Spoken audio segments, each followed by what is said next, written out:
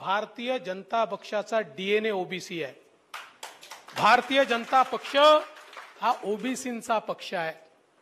ओबीसींच्या भरोशावर मोठा झालेला पक्ष आहे। जो डाव राखून ठेवलाय तो डाव जर जरांगे पाटलाने टाकला तर समजून द्या महाराष्ट्रामधील राजकारणाचे 12 हे नक्कीच वाजणार।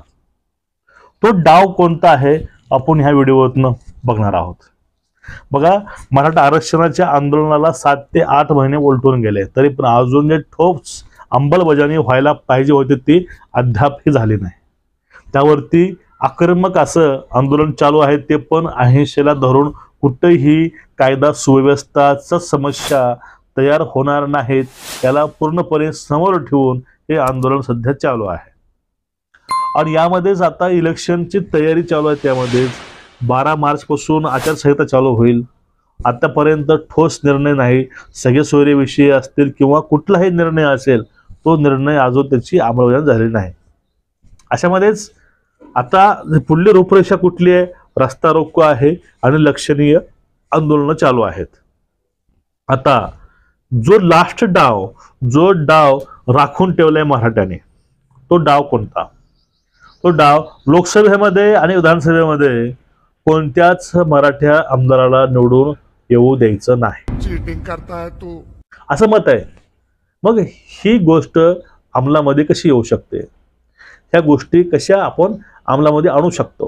मराठा समाजाचे नेते पाडू, ते जर म्हणले मराठा समाजाचे नेते पाडू तर इलेक्शन घेता येणार नाही। कारण एका गावातून एक फॉर्म जरी टाकला तरी एका मतदारसंघामध्ये लोकसभा मतदारसंघामध्ये 2000-2500 गाव आहेत।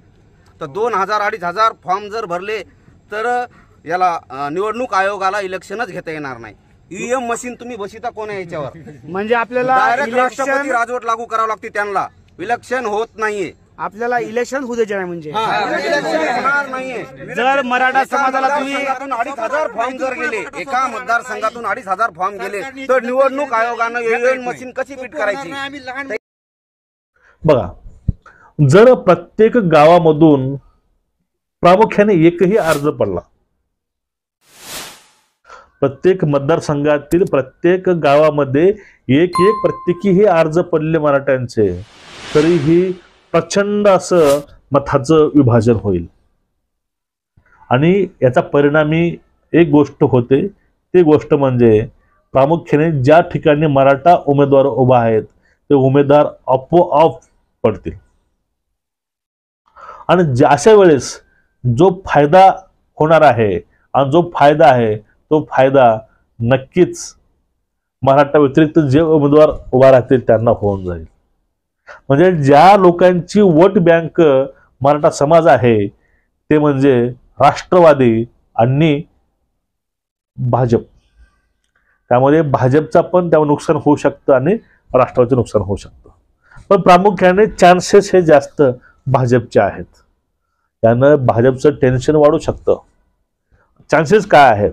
कारण सध्या सत्तेमध्ये भाजप आहे आणि भाजप सत्तेमध्ये आहे आणि त्यानंतर जे काँग्रेसचे नेते, राष्ट्रवादीचे, शिवसेनेचे जे गट फुटले ते इकडे आले, तेच इलेक्शनला उभे टाकणार लोकसभेला आणि विधानसभेला। परिणामी त्यांना सुद्धा मतं भेटणार नाही। पण ज्या गोष्टीमुळे आपण पक्ष फोडला, आपण ज्या पै इथं आलो होतो, पण ते आपलं ध्येय साध्य होतं की नाही हा प्रश्न त्यांना नक्कीच पडणार। आणि अशा वेळेस अजून परत विद्रोह होऊ शकतो आणि भाजपातून ते परत आपल्या पक्षामध्ये परत जाऊ शकते।